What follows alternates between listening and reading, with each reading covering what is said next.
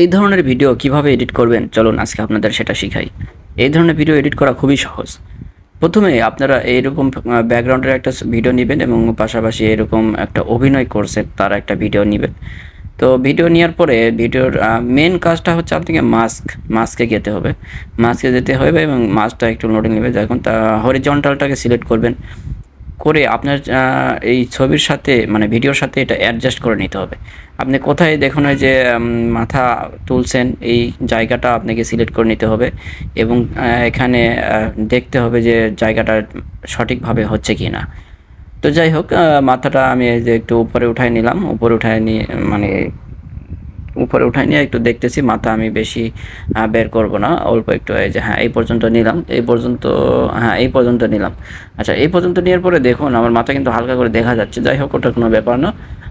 আর একটু সুন্দর করে ভিডিওটা শ্যুট করা লাগতো তাহলে হয়তো আর এই ধরনের সমস্যা হতো না। তো যাই হোক দেখুন আমরা যে মাথাটা ঝোঁকানোর পরে এবং এইভাবে লাফ দিয়ে উঠলাম।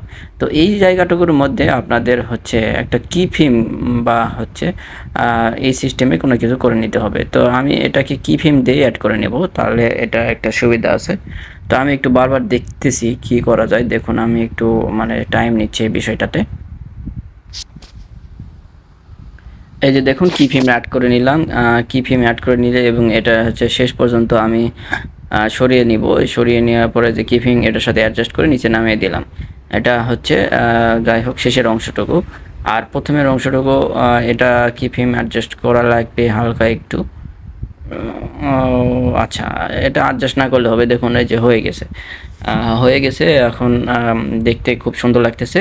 তো এইভাবেই আপনারা ভিডিওটা এডিট করবেন।